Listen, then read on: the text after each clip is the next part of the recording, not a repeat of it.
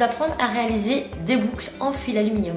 Des boucles, je vais pas dire parfaites, puisque rien n'est parfait, mais le moins marqué possible. Voilà, je vais essayer de vous montrer comment je réalise des boucles très harmonieusement, très facilement et sans les marquer. Et avec quel outil je fais ces boucles-là. Donc là, vous avez des grandes boucles, des plus petites, des plus serrées et des très serrées. Donc voilà, je vous laisse avec la suite de cette vidéo pour vous montrer comment je réalise ceci. Pour réaliser ces boucles, il vous faudra une pince coupante, une pince à embourron et une pince nylon. Donc bien évidemment, il vous faudra du fil aluminium. Donc pour ce projet, j'ai déjà réalisé un petit échantillon sur lequel nous allons pouvoir réaliser différents types de boucles.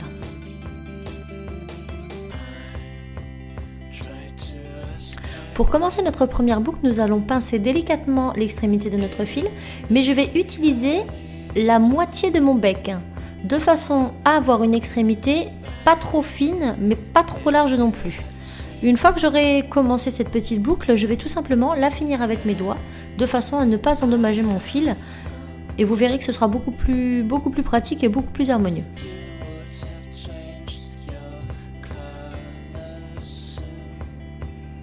Pour passer à la seconde boucle, je vais procéder donc de la même façon, toujours vers la moitié, voire même la fin du bec de ma pince. Car je veux vraiment une extrémité assez large pour ces boucles-ci. Une fois que j'ai plus ou moins le petit arc de cercle que je souhaite, je fignole encore avec mes mains. Cette fois-ci, je vais réaliser une boucle un petit peu plus serrée que la boucle précédente. Donc on y va tout doucement. Et ça se fait vraiment tout seul. Je peux ensuite mettre mes fils plus ou moins comme je le souhaite. À l'aide de mes pouces et de mes doigts, je vais moduler de la façon que je le désire.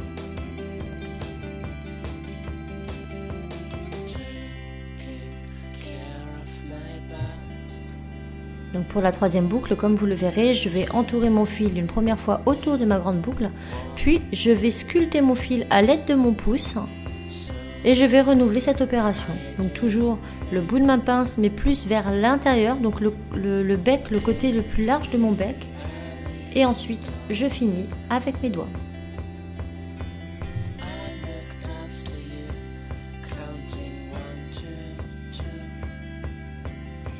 Quand je ne suis pas satisfaite de l'intérieur, je vais tout simplement couper le petit bout que je ne trouve pas très joli pour ne pas que ce soit trop long. Et je vais tout simplement le retravailler avec ma pince, mais très délicatement car le fil alu marque très vite.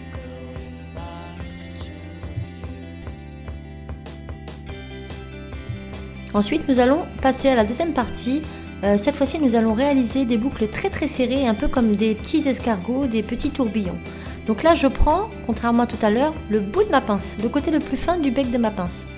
Je vais m'aider avec mes doigts à l'arrière de façon à bien le maintenir et pour pas que la pince lâche et vienne donner des marques à mon fil.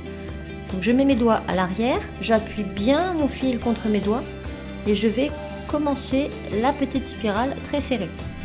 Ensuite, je vais m'arrêter là pour ne pas endommager mon fil et je vais m'aider de ma pince nylon pour terminer ma petite spirale.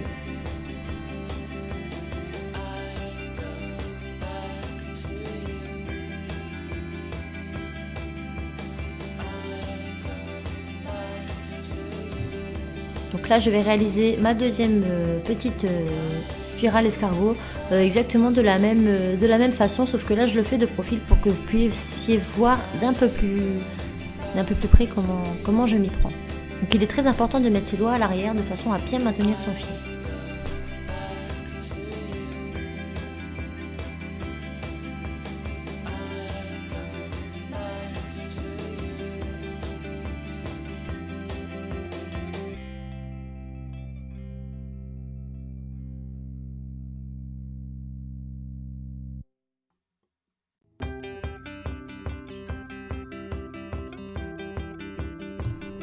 Un petit zoom est nécessaire de façon à ce que vous puissiez vraiment voir de très près comment je m'y prends.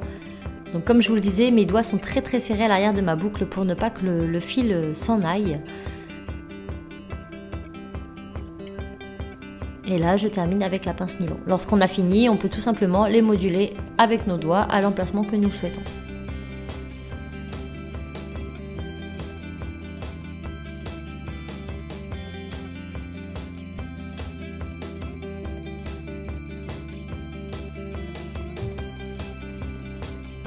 Et voilà, j'espère que ceci vous aidera à réaliser de magnifiques petits bijoux.